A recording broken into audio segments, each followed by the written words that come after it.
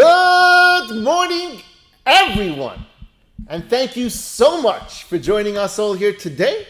Today's shiur should be le'ilu nishmas, our dear friend Menachem ben Yisrael Yaakov, as well as my dear aunt Rivka bas Gavriel Tzvi, and for Zaidi, Reb Shmuel ben Yosef Dov HaKohen, and b'schus l'refuah shalema bekarov, Mishalom ben Sarachel, Miriam Basara, and Yair Yeshia ben Chaya Atara. Now, today we are on page 25 in the Avigdor for those who are following along. And today we are going to be talking about the Alchemist.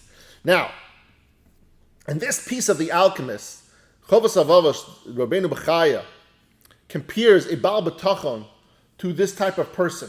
And he says, although alchemy is not really considered a practicality today, it's not a practical practice, so today, alchemy, the underlying concept still remains theoretically valid, that this is because all materials that are fundamentally the same and they consist of different arrangements of energy particles. And what he's trying to say is that the alchemist always tried to take something of less value, making it into something of more value. We have that today as well in the modern world. People try to make things all the time.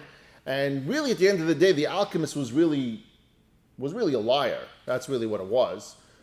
He wasn't really doing anything besides deceiving people.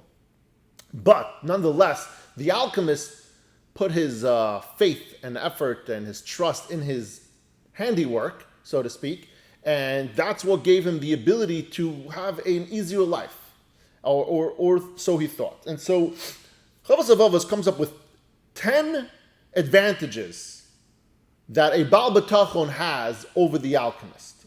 Now, before we get into that, it says like this: he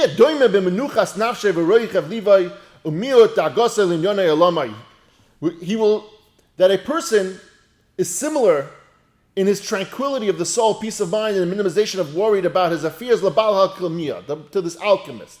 He says, who knows how to change silver to gold, and copper and zinc to silver, by means of certain forms of knowledge and action. And furthermore, the one who trusts in Hashem has 10 advantages over the alchemist. So this alchemist knows how to deceive people, how to change things maybe, make people think it's really like that. But the person who's a Baal Bitachon has 10 advantages over the alchemist. Now, the first, that the alchemist,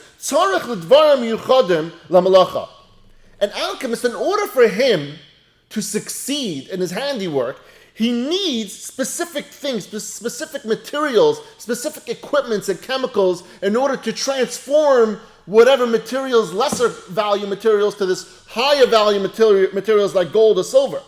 He can't accomplish anything without having them. And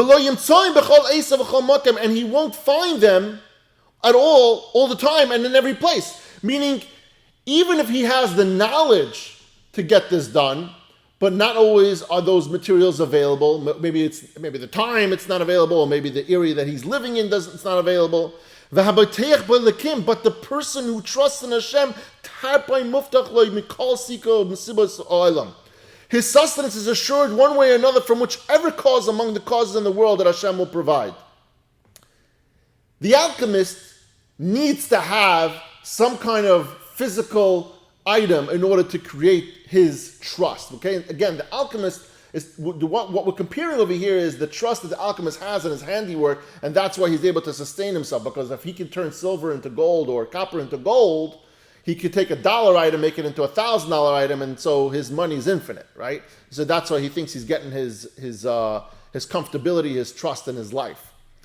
But the person who's a Baal Bitachon doesn't need materials in order to feel good about himself, like the alchemist does. A person who's a Baal Bitachon, all he needs is just that trust in Hashem, and then everything in his life is good. Kamosha Amar Akasav, and says in Devarim, as Torah says, Laman hadiyacha, the man was provided in order to let you know why. Ki lo yalalechem levada yichya adam, that man does not live on bread alone. There are other sources of man's ability to live besides bread. Ki al kol matzai fi Hashem yichya adam, rather by everything that comes from my mouth, God does Hashem makes us live. And Hashem could make us sustain our lives with anything that He says. If He says it's man, it's man. It doesn't have to be lechem, it was man. Man was really more of a water type of item. For the causes of sustenance are not lacking to Hashem at all times and at any place. Never have a problem. So even when it seems that there's no source of sustenance in this world, Hashem supplies the Baal Bitachon what he needs. And that makes him superior to the alchemist, who must have those certain materials to carry out his plan and making his money that he needs in order to live. Now, the Rav Av cites a few different stories where you see that the person who was a Baal Bitachon was able to sustain themselves even in a place where you almost couldn't believe that they'd be successful in living. For example, it says Kashi Yadata, as you know, Midvar Eliyahu Ravim, from the story of Eliyahu and the ravens, when Eliyahu Navi was hiding from the wrath of King Achav, how did he support himself? The ravens flew into the kitchen of Achav, took food and brought it back to Eliyahu Navi's hiding place. An interesting fact about that, even though King Achav was a Rasha, he had his beliefs, and from we see over there from the ravens bringing food from the kitchen of Achav, that King Achav, although he was a Rasha, he kept a kosher home, which was interesting. And he goes further to say, he says, another example in the case of the widow, where Eliyahu Navi made a cake baked on coals and a pitcher of water. Over there was a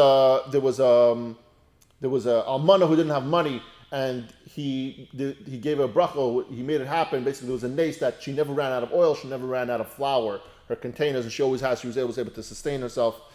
And as well as a cake baked on coals and a pitcher of water, which were miraculously provided to him in the wilderness to Eliyahu Navi when he was hiding. And then there was the episode of Avadia and the Nevi'im, where they were hiding from Achav, because King Achav's wife, the queen, her name was Izebel, she was such a Rishanta, she kept on killing all the Nevi'im. And so over there, it says that he hid the 100 Nevi'im, 50 in one cave and 50 in another cave, and water was supplied to them. And again, Hashem, all these things, these proofs that we're trying to show over here, Chavos was trying to show that it doesn't matter where you are and what you actually have. The alchemist needs to have certain materials in order to make things happen. Whereas a Baal Bitachon can get it anywhere. If Hashem wills it for him, he will get it. Even if it's in the desert, he'll get water and food and all that. Kefir Mashu, it says, Kefir Mashu v're'evu v'doshel Hashem l'yachzeru chol. Young lions may be poor and hungry, but those who are weak, those who seek Hashem will not lack any good. The point of this is you can be strong. It doesn't mean you're going to get fed. You could be even a weak person, someone who's not as strong, someone who's not as able as someone else, but still Hashem will take care of them. That is the first advantage that Bitachon has over the alchemist. We're going to do one more today. The second advantage over the alchemist is like this. Vasheni, kibal hakemiyat tzarich lemasim v'lemlochos, is that the alchemist must perform certain procedures and operations, lo yishlam lo ycheftzei zulasam, and he can achieve his desired result without them.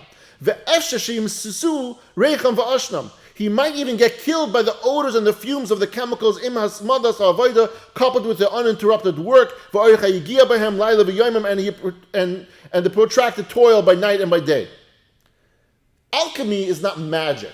Okay, alchemy is not someone just did something in a second. Alchemy is they had to collect certain materials, they had to take certain chemicals. It took hours and hours, if not days and days, to cook these materials up, forge them into something that looks like gold, and then sell it to people. And so this required a lot of physical labor and a lot of fumes, it says over here, because he used a lot of chemicals, Chavos Av says, and those chemicals could harm, or even worse, can kill him, and the long hours can hurt him as well and wear him out. And so the second advantage of over the alchemist is that but the person who trusts in Hashem, miftecha mehavguim, is safe from all these mishaps, safe from the chemicals that he has from this process, safe from the long, hard physical labor. V'libay betuach, and his mind is at ease, mimtzoi sarais, confident that he won't encounter problems because he's not going through this process of this chemical process of creating something out of, creating gold out of copper or whatever that process is. And that whatever comes to him from Hashem will be with joy and with gladness. And here is an interesting point that Rav Av makes in this second advantage over the Alchemist, is that one who trusts in Hashem is also confident that no matter what happens, it's for his benefit. Even if a mishap occurs, and he knows it's for his benefit. Therefore, no matter what happens, he won't be unhappy or depressed. And his sustenance will come to him with peace, and quiet and tranquility. In the grassy meadows, he causes me to lie down. He leads me to tranquil waters. David HaMelech over there is speaking of himself as in the flock of sheep, and he's saying that Hashem will take care of the Bitachon, and it's not necessary for him to endanger his life in pursuing his livelihood. That's the second benefit, that a person doesn't have to overwork themselves. We've spoken about this many, many times. True Bitachon is that you do your ishtadlus, you do it well, you put your best foot forward. You don't lazy out. It's very important to understand. You can't just work for an hour and say, okay, I'm done, Hashem is going to send it to me. That's not how it works. You have to put emphasis into it. It's a mitzvah to do your ishtadlus. But over here in the second advantage over the Alchemist, where the Alchemist is literally every single moment putting his health in danger by using these chemicals, by doing these long hours that it requires in order to get this done. And the person who's a Baal Bitachon doesn't have to go through that process. The person who's a Baal Bitachon understands that he will be sustained by Hashem if it's warranted for him, and that's exactly what's going to happen. Thank you, everyone, for joining us all here today, and I love you all.